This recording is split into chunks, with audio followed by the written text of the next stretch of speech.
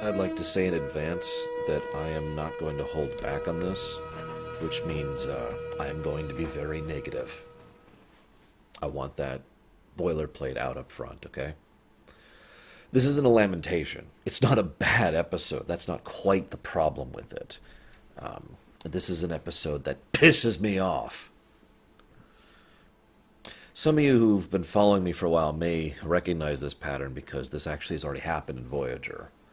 Alliances, which is a Voyager episode, isn't a bad episode. It just pisses me off, right? That's kind of what I'm talking about here. This isn't Threshold. But I have to say, in my initial preamble, I always do some behind the scenes research. Thankfully, now that we've entered the TNG and DS9 era, I have a lot of magazines for this stuff. So I've got all kinds of behind the scenes info and interviews and all that fun stuff. But the first piece of information I came across was the credits. 5 writers and Corey Allen directing. And all of a sudden it just makes perfect sense. Because it's just like, oh, that explains it. That's probably just confirmation bias. That's probably not actually what's happening here. But I have to admit, that was my knee-jerk reaction. It's like, oh, well, no wonder. God. I'm not a big fan of Corey Allen as a director, and this episode is kind of another reason why that is. And I'm not a huge fan of the written by committee style of writing. There are precious few times where that actually works out. It has happened. This is also a fairly classical Trek episode. In fact, I could see this episode happening in the original series with basically nothing changed other than replace Sisko with Kirk, replace O'Brien with Scotty, and replace Dax and Kira with, say, Sulu and Spock. Boom. The episode would fit almost perfectly into the original series. In fact, they mentioned that this incident happened 10 years ago, which would put it right about at the beginning of TNG, timeline-wise. So, or a little before TNG, actually, I believe. God, where do I begin?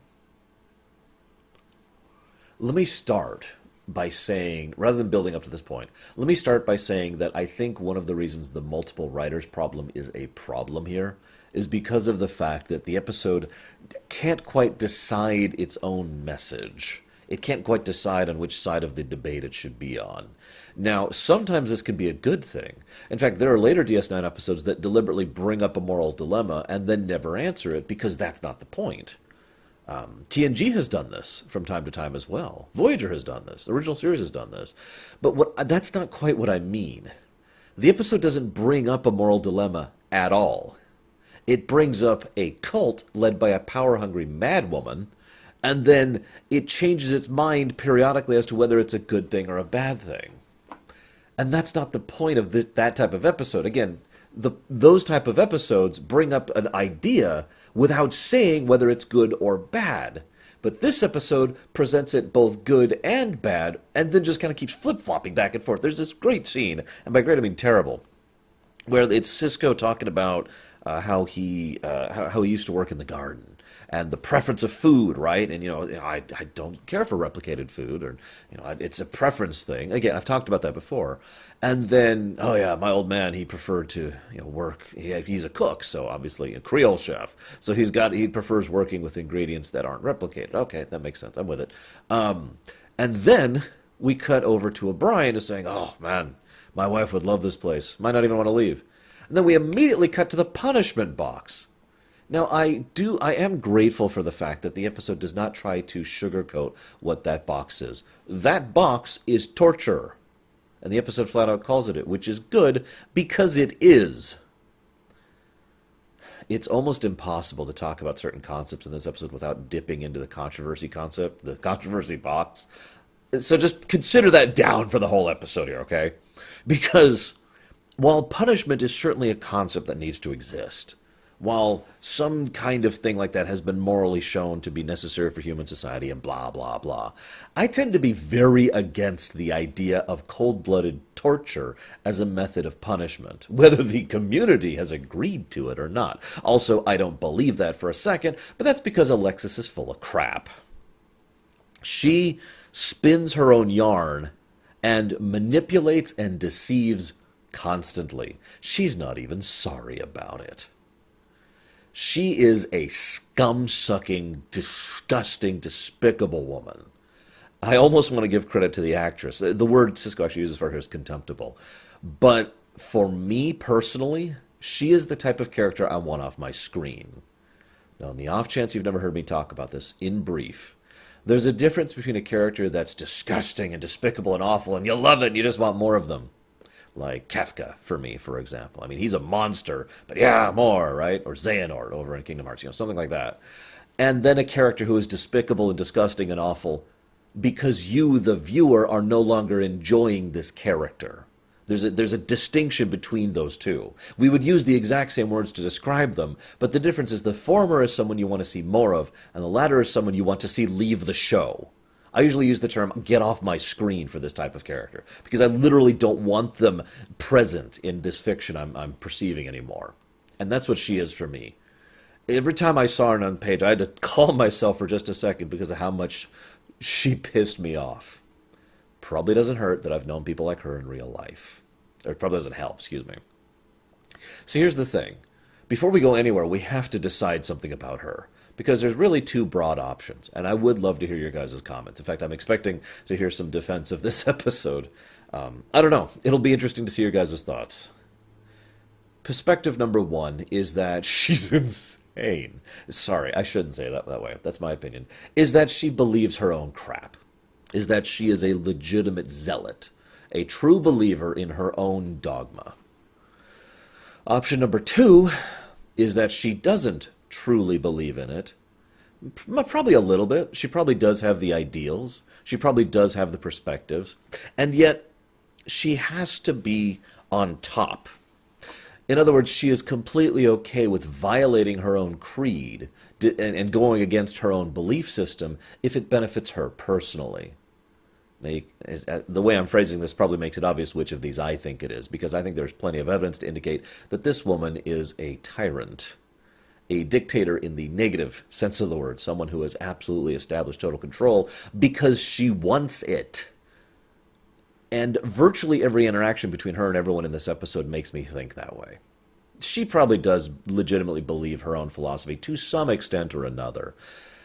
But her willingness to deceive newcomers and her own people, her constant usage of the carrot and the stick method in order to control people, her constant efforts to break Cisco, because let's make this very clear. She's not trying to get Cisco to join their community. She's trying to break him.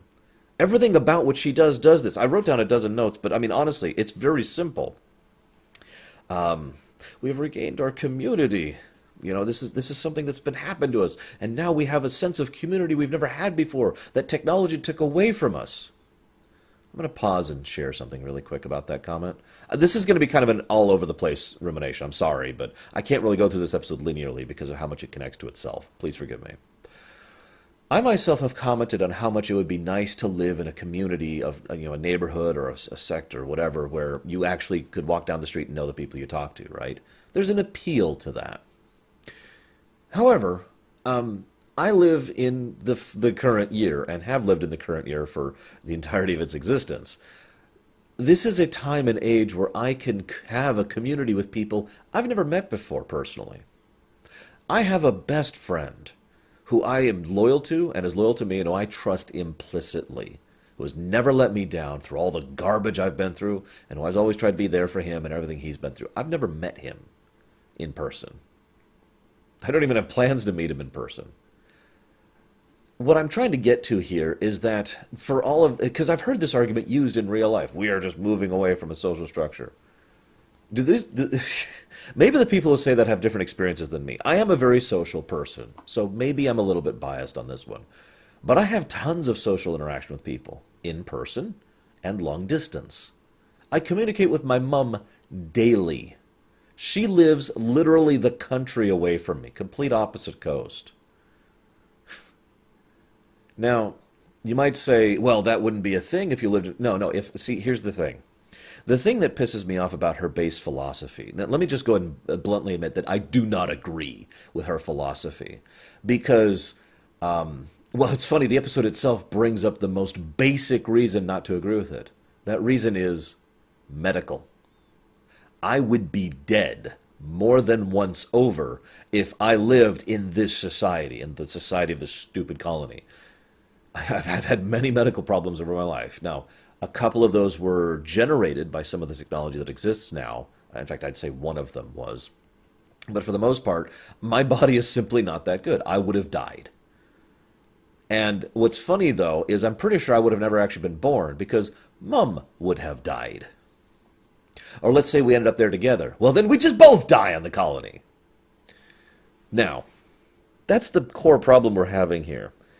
If you were, see, the argument I usually hear is, wouldn't it be nice if your mother just lived down the road from you?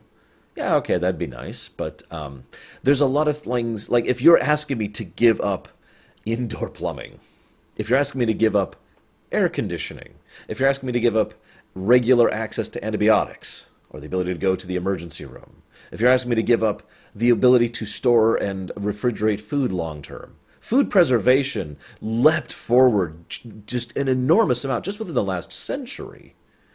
These are concepts that I feel that people who posit this argument don't really think about. And what's funny is this episode does think about them.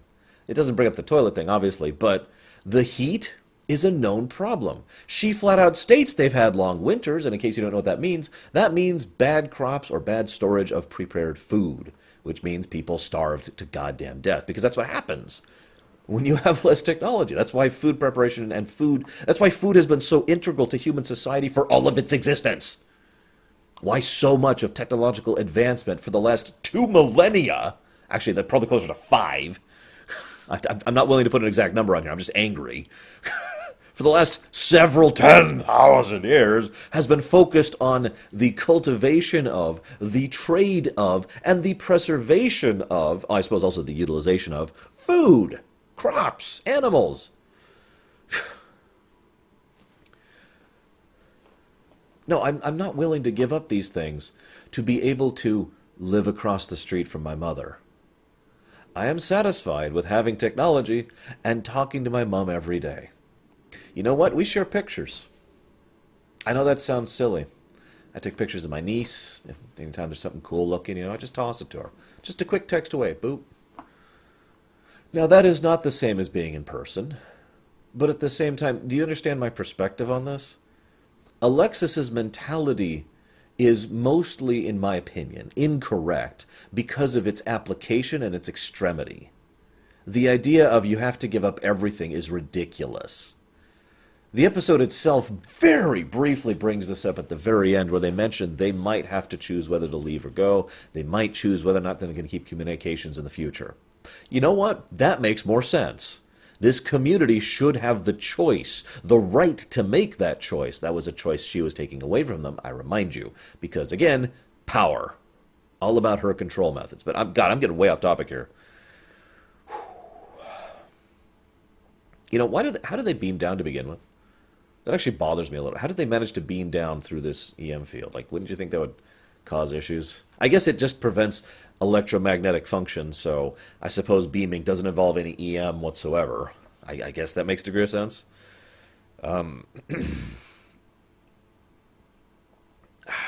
Let's talk about her methods. One of the writers who walked into this did so with personal experience with cults. Now, let's rewind a second. I want to clarify that word for a second.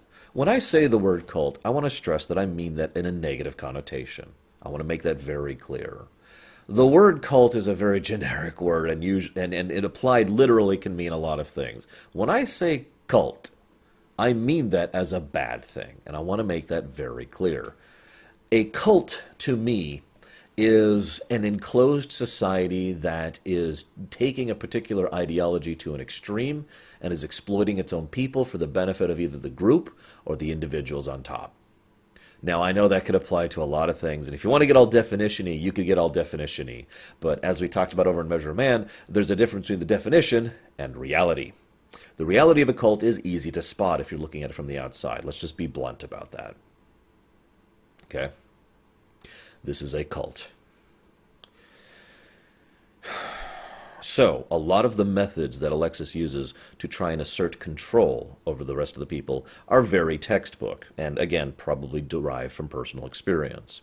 One of the very first things she does is she allows humorous suggestions and discussions about what's going on in the outside world, and then cuts it off because we have to get back to work. Why don't we get them rooms ready? And those rooms just happen to already have her books of her philosophy scattered throughout it, getting them an early glimpse into where she wants them.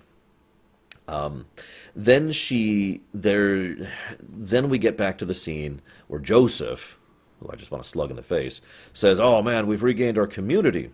And he talks about it in a positive thing. And then immediately after that, we go to Meg, who is dying. Oh, who dies, actually, in this episode. By the way, real quick thing. You ever wonder what it's like what's going through the minds of the actors whose job is to say no words and then play a character who's dying? That's a semi-common thing in Star Trek. You're basically an extra at that point, right? Lay here, don't move, keep your eyes closed. Everyone's going to act around you, and then you're going to die. Okay. Anyways. So, she alphas constantly, because Alexis does. The next thing she mentions is she defines what they're doing as the application of human ingenuity. Now, I know I'm not the first person to make this point. In fact, I think I'm not even the third. But it's worth noting that the definitions aren't exactly reality connected, as I just explained earlier. But the definition of technology is the application of human ingenuity, basically. If I grab a stick, that is technology. Now, I bring this point up because it helps to serve as a highlight to some of the hypocrisy of the situation and further emphasizes what I mean by why I don't really emphasize with her point or her philosophy. The idea of limiting certain technology in your life makes sense.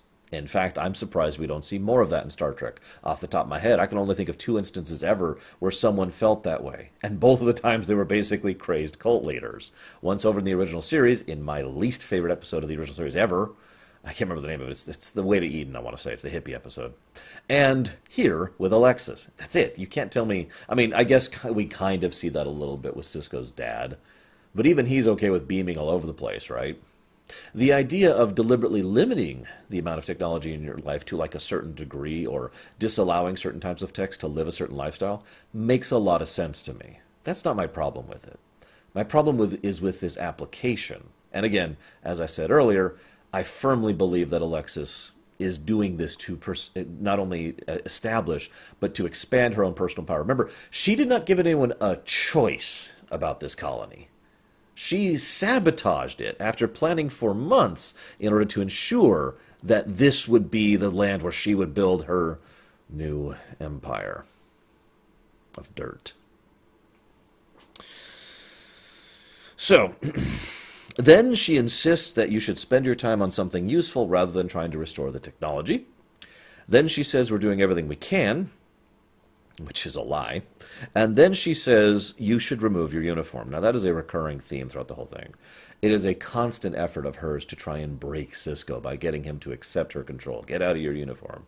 Get out of your uniform. And there's even practical reasons to do so. Point in fact, it's actually funny. I think if Alexis wasn't trying so hard to break Sisko, he might have actually just taken the uniform off because it's actually impractical to have that uniform on in the current habitat they were having. It was clearly hot, warm, like summer days or whatever. That's very unpleasant.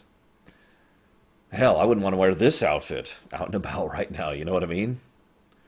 When I used to have to actually go into an office, this was years and years ago at this point, having to go in full uniform was just kind of, especially during the summer months, right?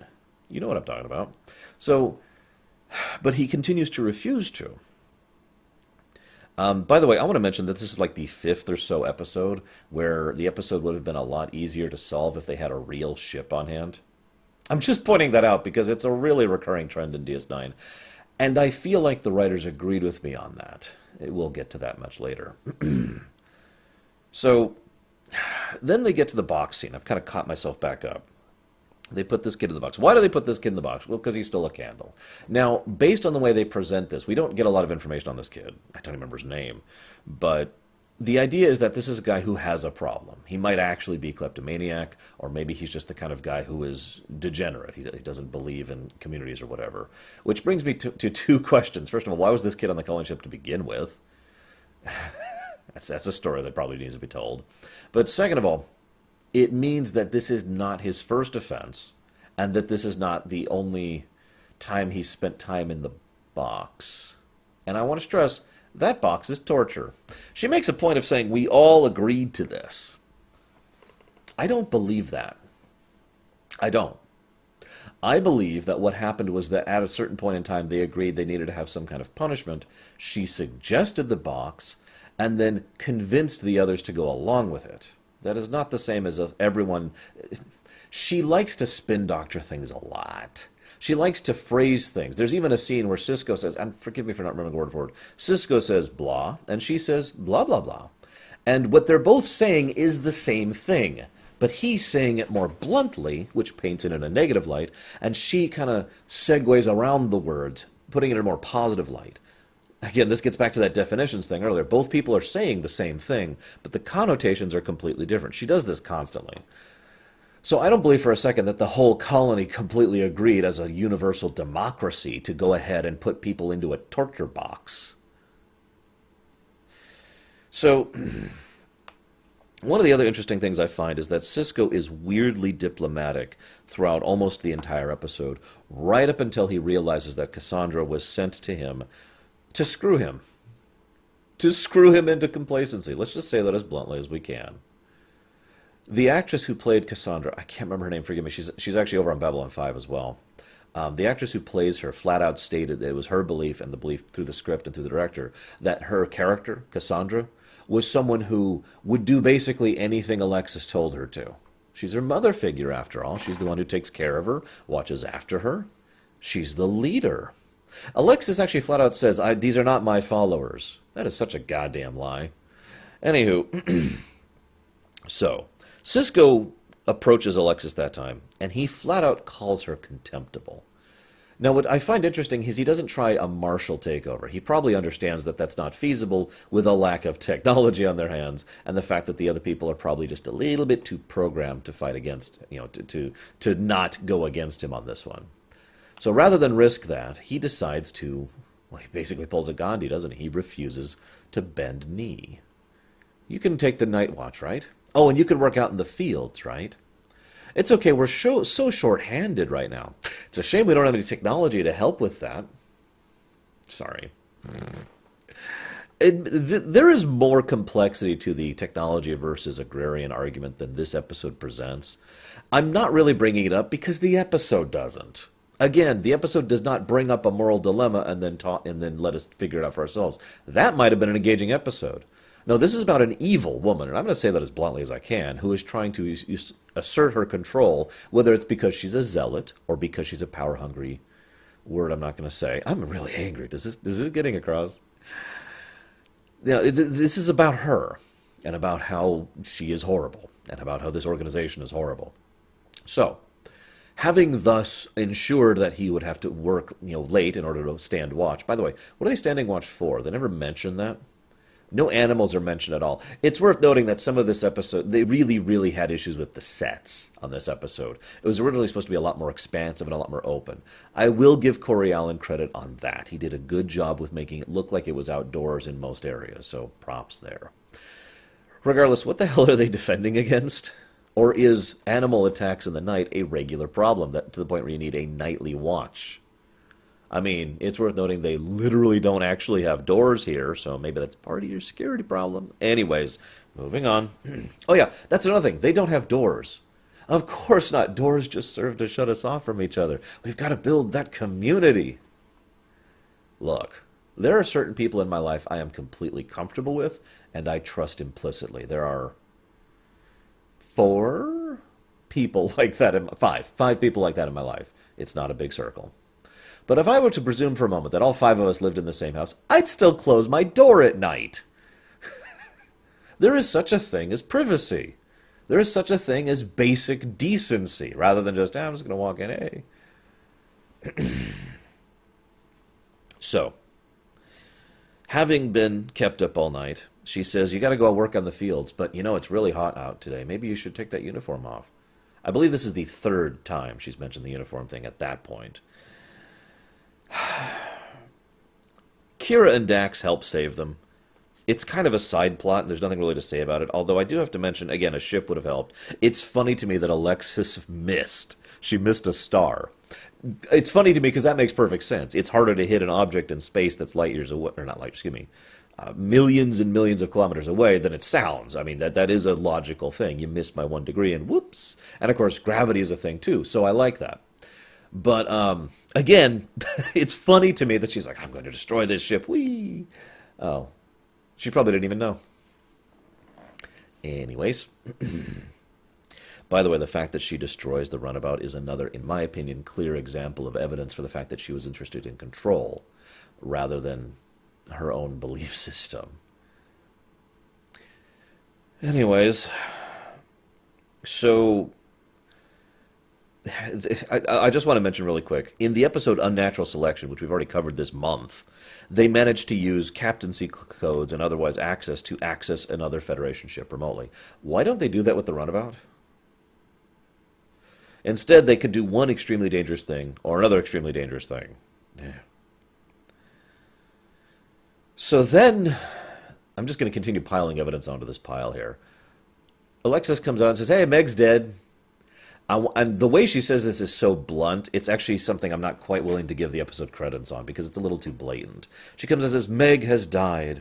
And she died believing in us and believing in this community. And you know what's against that? O'Brien." And then she drags O'Brien out. What the hell kind of spin doctoring is that? She goes from someone died. They're not exactly a large colony, by the way, so any death is significant. So someone died. Literally, the next sentence is about how awesome we are and how O'Brien has caused this problem. She also passively implies that Meg's death came about because of O'Brien's actions. What are O'Brien's actions? What are his crimes? He was trying to get his technology working again. He was trying to access the comm badge, figure out what's going on with the duonetic dampener. That's his crime. I'm pretty lenient on a lot of things in life, but the idea of your crime being trying to leave in a society which you were not invited to, did not choose to be a part of, and have no desire to stay of, and do not belong in, doesn't really strike me as a crime. Now, I see, again, this gets back to my point, because this is, in her mind, a magnificent crime, a huge crime, because this is a crime of disobeying her, and worse, encouraging others to disobey her. There's even a point where Joseph talks in his defense, but Joseph does it in the most passive, just pansy-ass way possible. Oh, well, maybe he was just trying to get a ship to get medical supplies. Now, that's funny because that's actually probably true. But that's the biggest defense he could possibly levy against this horrible crime. And she embraces, she says, "Yes, absolutely. That's great that you're admitting your weakness in thinking that." What? And then, of course, she tells Cisco, "No, I'm putting you in the box. You're his commanding officer. You go in there." Because remember, she wants to break him. Cisco is let out. You ever really sweat, really be truly dehydrated in life? I have, more than once. It's an incredibly horrible experience. I can't actually describe it in words. The delirium, you tend to lose a bit of control of yourself as your body just starts taking over the need to consume water. It's not pleasant. So then she comes out, and of course this is where the carrot part of the carrot and the stick thing comes in. She's like, "I want to give you water. I want to give you food and clothes. All you have to do is change out of your uniform. All you have to do is exactly what I tell you to. And then it'll all be better. This is for your own good. Join us. Join us." That leads to what is, in my opinion, the best scene in the episode, and the scene that really helps salvage it. Cisco stutters out, and rather than rather than kneeling, let's just call it what it is, to her, he, of his own accord and volition, walks back into torture and probable death, rather than submitting to this evil. It reminds me of a quote that some of you will appreciate. Evil must be opposed.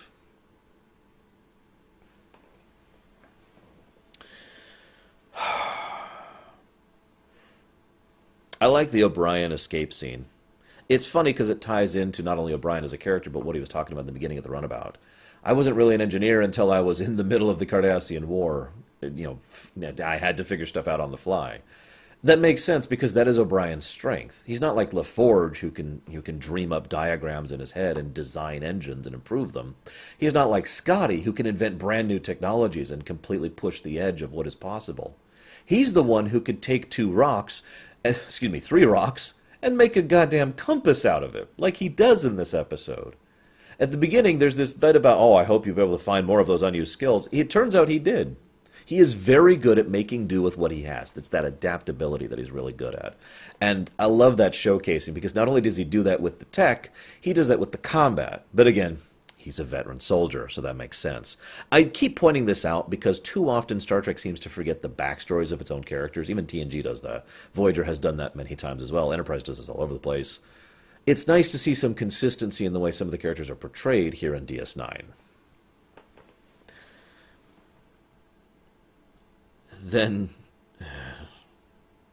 Then comes my least favorite scene of this goddamn episode. And I'm trying really hard not to yell because I know that's just going to make the mic blow out. It's going to hurt your ears, and that's not going to help anyone. But I am livid at the end of this episode. There is this slowly swelling heroic music that beats in the background as Alexis speechifies to her people, having been found out, having kidnapped these people, having been a willing accomplice to the deaths of these people, even though she had it in her power to help them. And her continual brainwashing and tyranny and other garbage that she's doing. And she basically just admits it all flat out without shame or pity and then justifies all of it with her own bullcrap. And the whole time, the episode frames it as if she's got a point. And then the colonists universally, 100% of them, decide to stay, even though several of them were already questioning and thinking about leaving. What? You know what really pisses me off? I mean, I don't actually have much else to say about that. Her spin doctoring is just the culmination of all the crap I've been talking about with her for this whole episode. But what really gets to me is how Joseph's like, no, she's right. We've got a community here. Now let me speak in defense of that. If it was a choice, I'm really big on choice. I think that's obvious by now. If it was a choice, okay, but show some of them leaving. Show some of them choosing to leave. Show some of them thinking maybe we should do this. Does anyone else notice that the episode ends with a shot of the kids, who aren't even questioned on this one about what they want to do, and a shot of the torture box, which is just still hanging out there?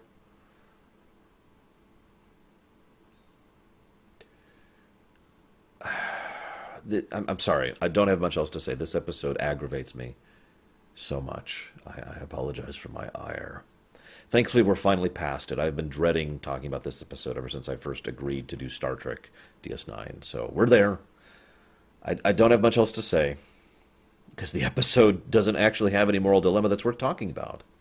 We could sit here and discuss the reality of technological regression or avoidance. Survivalism we could talk about. We could talk about communities. We could talk about the relevance of choice in external interaction. Should we open up to the outside world? Should we have coordination with people going back and forth? Those are all worthwhile topics that aren't brought up because that's not what the episode's about.